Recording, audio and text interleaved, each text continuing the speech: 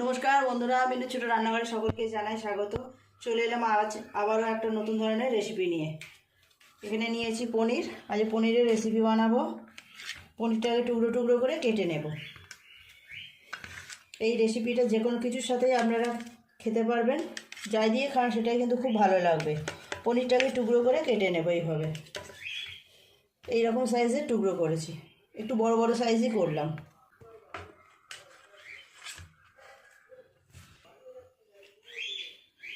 সমস্ত পনিরগুলো আমার টুকরো করা হয়ে গেল।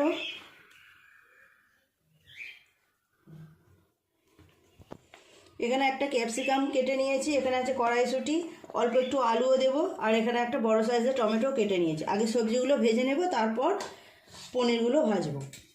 এখানে নিয়েছি পোস্ত, কাজু বাদাম আর চারমগজ, এটাও সুন্দর করে পেস্ট করে নেব।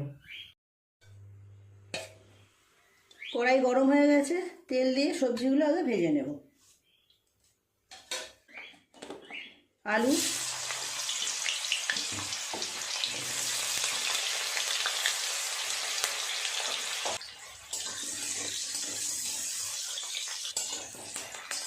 আলুগুলো ভাজা হয়ে গেছে, তুলে নেব।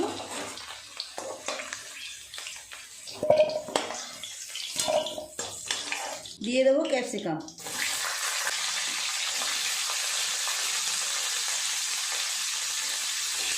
সম্পূর্ণ নিরামিষভাবেই আমি রেসিপিটা বানাবো। আপনারা যে কোনো কিছুর সাথে এই রেসিপিটা সার্ভ করতে পারেন। দেখতেও যেমন সুন্দর হয়, এটা খেতেও কিন্তু দারুণ সুন্দর হয়। পনিরগুলোর উপরে একটুখানি হলুদ দিয়ে দেবো, নুন দেবো অল্প একটু।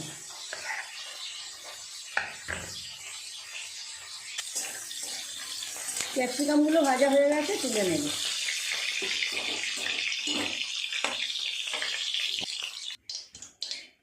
পনিরগুলো ভেজে নেব।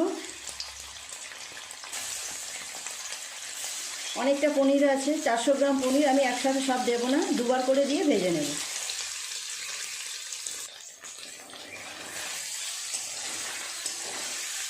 হালকা করে ভেজে নেব পনির।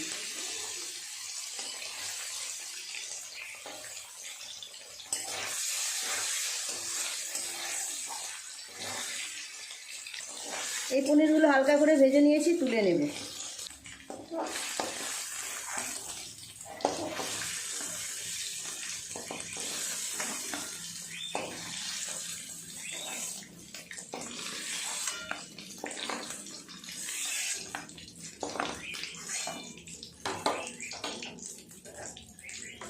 বাকি পনিরগুলো ভেজে নেব।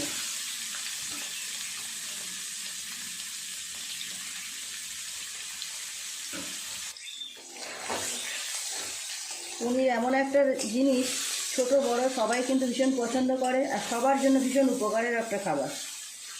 যে কোনো কিছুর সাথেই খাওয়া যায়, যেভাবেই রান্না করা হোক না কেন, খেতে খুবই ভালো লাগে। এই পনিরগুলো ভাজা হয়ে গেছে, তুলে নেব।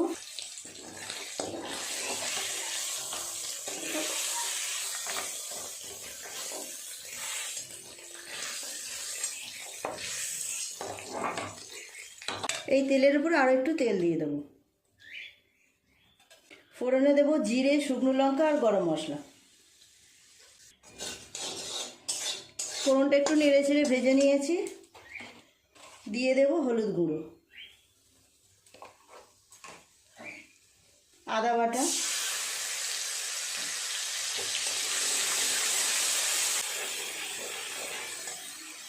Tomato paste.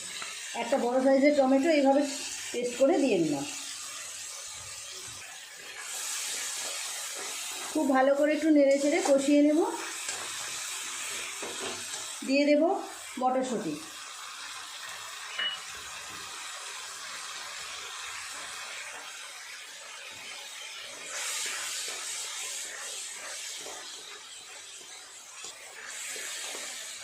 এর উপর এক এক করে বাকি মশলা দিয়ে দেব। হাফ চামচ লঙ্কা গুঁড়ো দেব, জিরের গুঁড়ো, ধনের গুঁড়ো 1 চামচ করে দিলাম। কাশ্মীরি লঙ্কা গুঁড়ো দেবো হাফ চামচ, স্বাদ মতো নুন দেব, আর অল্প একটু দিলাম। খুব ভালো করে সমস্ত মশলা কষিয়ে নিতে হবে। দিয়ে দেব চিনি, এটা যেহেতু নিরামিষ রান্না একটু মিষ্টি দিলে খেতে ভালো লাগবে। 1 চামচ পরিমাণ চিনি দিলাম। কাজু বাদাম পোস্ত আর চারমগজের যে পেস্টটা করলাম, যতক্ষণ তেল না ছাড়ে ততক্ষণ একটু কষিয়ে নেব। খুব ভালো করে মশলাটা কষিয়ে নিয়েছি, মশলা থেকে তেলও ছেড়ে দিয়েছে। দিয়ে দেবো ভেজে রাখা আলু আর ক্যাপসিকাম। সবজিটা দিয়ে আর একটু নেড়ে চেড়ে জল দিয়ে দেবো। সবজি দিয়ে মশলার সাথে খুব ভালোভাবে একটু কষিয়ে নিয়েছি। পরিমাণ মতো জল দিয়ে দেবো।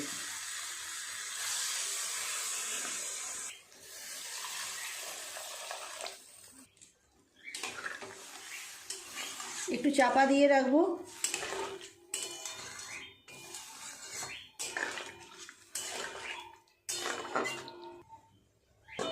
ভালোভাবে ফুটে গেলে তারপর পনিরগুলো দিয়ে দেবো। ঢাকাটা খুলে নেব। এবার 5-7 মিনিট এইভাবে একটু চাপা দিয়ে রেখেছিলাম।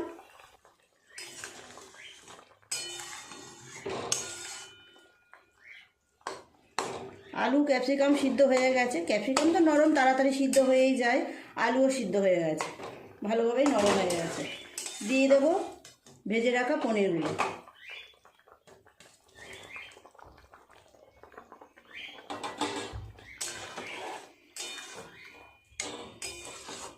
আর 2-3 মিনিট ফুটিয়ে নিলেই হয়ে যাবে। পনির দেওয়ার পরে আরও 4-5 মিনিট এরমভাবে ফুটিয়ে নিলাম। দিয়ে দেবো অল্প একটু কিষান সস।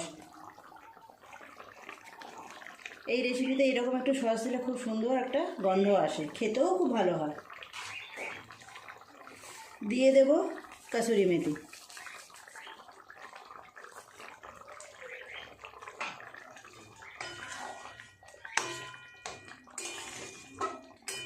এইরকমই গ্রেভি নামাবো, অন্য জায়গায় তুলে নেব। গ্যাসটা অফ করে দিয়ে নামিয়ে নেব।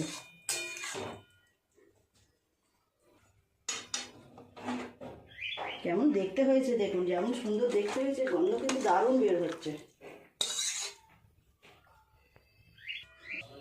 কেমন হয়েছে বন্ধুরা দেখুন, কালারটা এসেছে দেখেছেন, দারুণ, খুব সুন্দর গন্ধ বেরোচ্ছে। যে কোনো কিছুর সাথে আপনারা এটা সার্ভ করুন, দারুণ খেতে লাগবে। আপনারা অবশ্যই একবার এইভাবে বাড়িতে বানিয়ে দেখবেন, যে খাবে সেই কিন্তু খুশি হবে। যে কোনো দিনে আপনারা এটা বানাতে পারেন। প্লিজ বন্ধুরা, আজকের রেসিপিটা কেমন লাগলো কমেন্ট করে জানাবেন। ভালো লাগলে একটা লাইক করে দেবেন।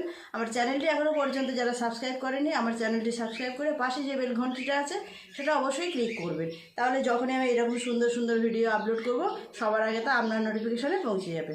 সবাই খুব ভালো থাকবেন। দেখা হচ্ছে পরের দিন নতুন কোনো রেসিপির সাথে। নমস্কার।